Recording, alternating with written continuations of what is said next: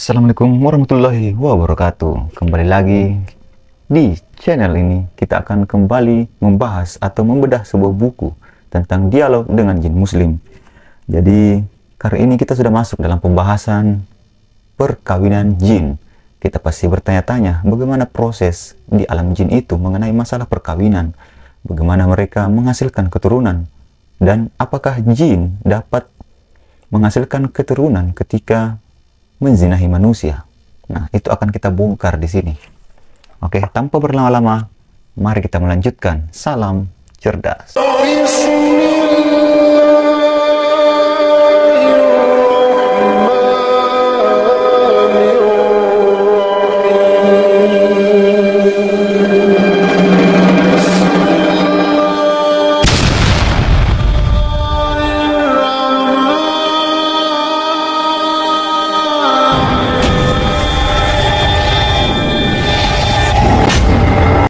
Kehidupan jin sangat mirip dengan kehidupan alamiah manusia.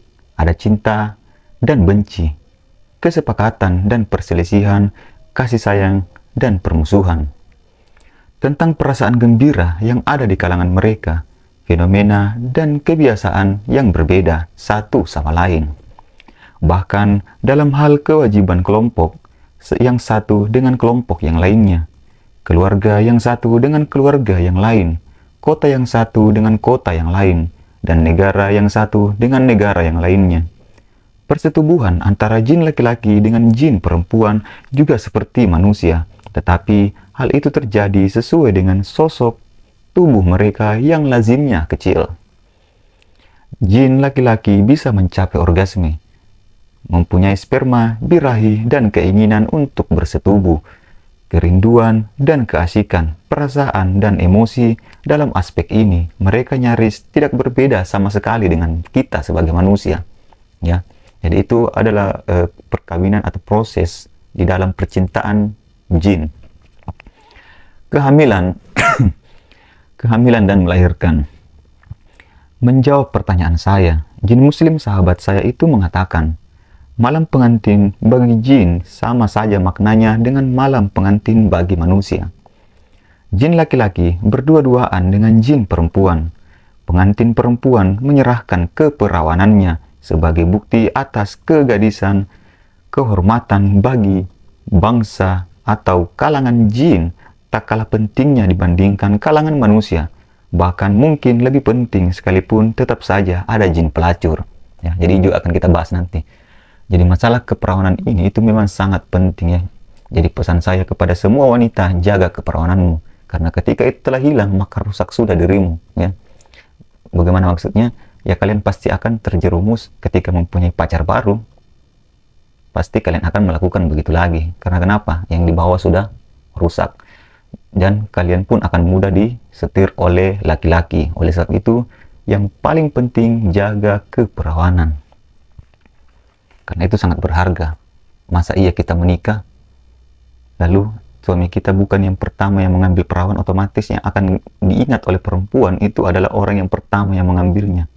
Jadi laki-laki jangan bodoh dengan mengatakan perawan itu tidak penting, kecuali bagi mereka atau bagi laki-laki yang pernah merusak atau mengambil beberapa perawan, pasti kata-katanya mengatakan tidak mengapa. Nah, itu contoh laki-laki yang pernah merasakan atau pernah mengambil perawan orang lain. Kemudian kita melanjutkan pertanyaan. Berapa usia kawin di kalangan kalian? Tanya saya. Biasanya beberapa saat sesudah balik. Tetapi lazimnya di dunia jin, usia perkawinan berkisar antara 170 atau 180 hingga 200 sampai 250 tahun. Yang dipandang sebagai usia perkawinan yang paling baik. Sedangkan usia sesudah itu dianggap masuk usia 40 tahun di kalangan kalian. Di usia-usia itulah perkawinan dimulai. Apakah hamil dan melahirkan juga serta disertai rasa sakit? Tentu saja. Hamil dan melahirkan adalah penciptaan di dalam penciptaan. Bahkan kesulitan kehamilan di kalangan jin jauh lebih berat ketimbang yang dialami manusia. Kok bisa begitu? Karena masa kehamilan jin tidak berkisar antara 6 sampai 9 bulan seperti yang berlaku di kalangan kalian. Tetapi 15 bulan dimulai dengan masa berhenti haid yang disertai dengan rasa sakit, khususnya karena rahim jin kadang-kadang berisi 7-9 janin. Malahan bisa juga terjadi kembar 12. Oh, mirip kucing, mirip binatang ya. Apakah wanita-wanita kalian juga menyusui? Tentu saja, pokoknya tidak berbeda dengan kaum wanita di kalangan manusia. Perbedaannya terletak pada usia penyusuan yang bisa-bisa menghabiskan seluruh usia seorang manusia. Bayi jin untuk waktu yang cukup lama tergolek tanpa bergerak dan bersuara. Ia banyak tidur.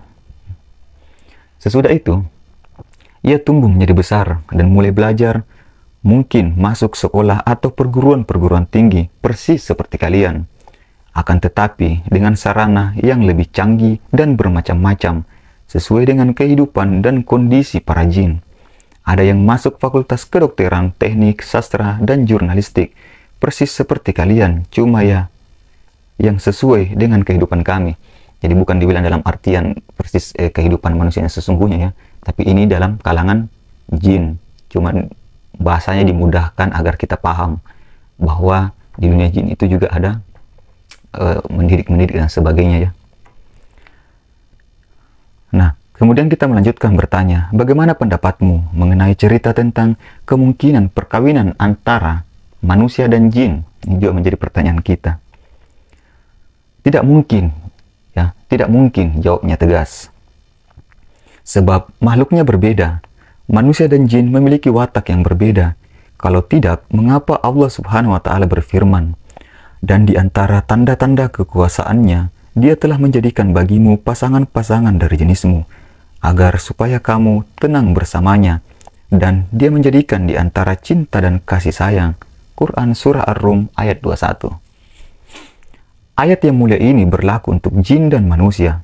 Manusia berkumpul dan tinggal bersama-sama sesama manusia, dan jin dengan sesama jin. Ya. Tetapi banyak peristiwa yang mendukung terjadinya perkawinan antara jin dengan manusia. Sampai-sampai disebut-sebut bahwa Balkis atau kita sebutnya Bilqis adalah makhluk yang lahir dari perkawinan silang manusia dan jin. Percayalah bahwa perkawinan antara jin manusia itu tidak akan pernah terjadi, kecuali dalam satu kondisi, yakni ketika jin menampakkan diri dalam bentuk manusia, tetapi yang demikian itu sangat jarang terjadi, atau merupakan pengecualian yang hanya semacam dongeng. Pengecualian tentu saja tidak bisa dikenai hukum, ya. Saya tegaskan kepadamu bahwa kalaupun ada perkawinan yang menyimpang seperti itu, pasti tidak akan dapat menimbulkan kehamilan, baik laki-laki maupun jin ataupun sebaliknya. Ya. Jadi terkadang itu ada semacam makhluk genderuwo juga ya, yang menyerupakan diri menjadi suaminya yang sudah pergi ternyata tiba-tiba balik. Ya. Bagaimana bisa begitu, tanya saya? Sebab sperma jin itu tidak sama dengan sperma manusia.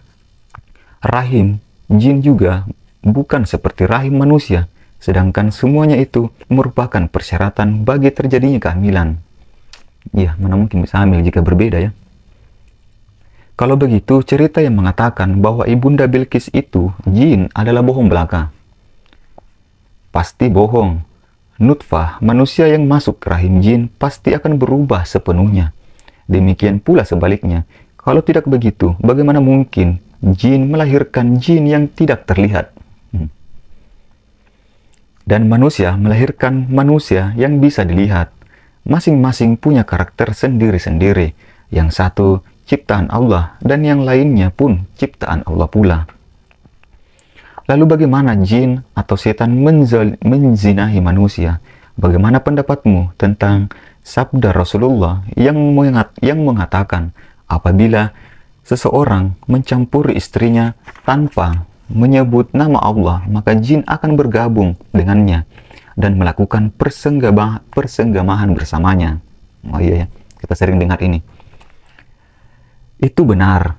Ia merupakan peringatan bagi setiap muslim agar melindungi diri dari keterlibatan setan dan jin dengan cara membaca nama Allah ketika melakukan persebadanan, sungguh baik jika ia mengucapkan, yang artinya kurang lebih, Bismillah, ya Allah, jauhkanlah kami dari setan-setan, dan jauhkanlah setan-setan dari apa yang Engkau anugerahkan kepada kami. Ini doa ketika setiap ingin bersenggama ya. Dengan nama Allah yang tiada Tuhan selain Dia. Sebab kalau tidak membaca doa tersebut, kemungkinan ada setan atau jin perusak yang hadir saat itu dan kemudian ikut melakukan persebadanan. Bahkan bisa pula dia mengeluarkan maninya bersama mani laki-lakinya. Sehingga rusaklah ia. Malahan tidak jarang pula terdapat wanita-wanita yang lalai berzikir kepada Allah dan tidak pula bertakwa. Lalu setan atau jin jahat menampakkan diri dalam wujud suaminya. Ini sering terjadi ya. Ketika suaminya, yang saya bilang tadi, suaminya sudah pergi, ternyata balik. Dan ternyata itu adalah jin. Kemudian menggaulinya dan meninggalkan maninya dalam kelamin wanita. Dan demikian itu bisa terjadi di setiap persebadanan yang dilakukan seorang laki-laki terhadap istrinya. Lalu dari hubungan itu lahir seorang anak? Tidak jawabnya. Akan tetapi jika mani jin itu cukup banyak, maka ia bisa merusak mani laki-laki itu. Akibatnya terjadi keguguran. Jadi ingat ya, ini juga menjadi pemicu salah satu keguguran atau matinya mani. Dengan anugerah Allah, seminggu yang lalu ada jin laki-laki yang menceritakan kepadaku bahwa dialah yang menyebabkan rusaknya kehamilan seorang perempuan sebanyak 4 kali. Jin muslim sahabat saya itu menyebutkan nama wanita tersebut, dari mana pula dan dia berasal. Akan tetapi tidak ada baiknya bagi saya untuk membeberkan rahasia yang dipercayakan Allah kepada saya untuk saya pelihara. Di samping itu, saya pun tidak pernah memaksa jin sahabat saya itu untuk menceritakan lebih jauh kepada saya tentang wanita tadi. Menjaga rahasia seperti ini memang telah merupakan suatu yang lahir dari kesepakatan kami untuk saling mempercayai satu sama lain. Memang indah bila terjadi persahabatan antara seorang muslim yang baik dengan jin yang baik pula. Kemudian dia melanjutkan perkataannya. Ini merupakan bukti tentang kebenaran apa yang kukatakan kepadamu, bahwa perkawinan antara manusia dengan jin tidak dibenarkan. Kalaupun hal itu terjadi, maka hubungan seperti itu merupakan sesuatu yang abnormal. Lebih dari itu, yang harus kita catat di sini adalah bahwa apa yang kita bicarakan saat ini merupakan penyelewengan atau perzinahan yang dilakukan setan atau jin terhadap perempuan. Hal itu bisa saja terjadi karena kelalaian wanita tersebut dalam memelihara dirinya. Bagaimana pendapatmu tentang ucapan Ibnu Abbas yang berbunyi, apabila seorang laki-laki mencampuri istrinya ketika sedang haid, maka setan mendahuluinya ketika dia hamil dan melahirkan, maka yang lahir adalah al-mukannats, yaitu anak-anak jin. Jawaban jin sahabat saya ini sungguh mengejutkan. Ya, memang benar, mencampuri wanita haid kadang-kadang bisa melahirkan mukannats. Nufahnya rusak, bahkan bisa membuat laki-laki dan perempuan itu menderita penyakit. Loh, bagaimana mungkin hubungannya yang seperti itu bisa melahirkan anak dari campuran sperma jin dan manusia? Itu sudah kehendak Allah. Aku tidak bisa menafsirkan lebih jauh daripada itu. Cukuplah kiranya bila di sini kukatakan kepadamu bahwa Allah Subhanahu wa Ta'ala melarang kita untuk mencampuri istri-istri kita yang sedang haid. Barang siapa melakukan itu, dialah yang bertanggung jawab terhadap akibatnya. Dan lebih dari itu pula, yang akan menerima akibatnya jika dari hubungan tersebut lahir mukannats, rasanya itu adalah balasan yang setimpal belaka ya. Jadi sekali lagi, semoga ini dapat mencerahkan kita semua. Jangan menggauli ketika haid, jangan lupa berdoa ya, karena apabila kita bersenggama tanpa berdoa, maka yang tercampur sperma setan hingga lahir itu ada campuran sedikit ya, memang bukan dalam bentuk zatnya ya, Tapi itu akan mempengaruhi anak-anak. Itulah mengapa banyak yang sulit diatur, banyak yang menyimpang dan sebagainya. Karena itunya kurangnya kesadaran atau ilmu agama yang kita pelajari, sehingga main menggauli saja ya. Dan itu juga dapat menghindarkan ketika kita membaca doa itu. Maka yang tadinya, ini ada pernah kisah seorang jin menyamar menjadi suaminya, datang menggaulinya, dan ketika ingin berhubungan, istrinya itu membaca doa, dan akhirnya jin itu terpental ke belakang, lalu dia kabur keluar pintu, dan ternyata di situ dia baru sadar bahwa yang tadi itu bukan suaminya. Jadi semoga ini menambah wawasan kita. Yang percaya silahkan percaya, yang tidak itu terserah dari pribadi kita masing-masing, karena yang mengalaminya lah yang paling mengetahuinya. Bahkan sejarah Rasulullah pun ada yang dianggap sebagai cerita belaka, cerita-cerita Nabi dan sebagainya, kisah-kisah ulama dan sebagainya. Itu semua tergantung dari kepercayaan kita masing-masing. Intinya, semoga ini dapat mencerahkan kita, ambil pelajaran yang baik, buang yang jeleknya ya. Semoga dapat mencerahkan. Saya akhiri dengan ucapan Assalamualaikum warahmatullahi wabarakatuh. Kita lanjut pembahasannya tentang besok jenis-jenis jin. Oke, salam.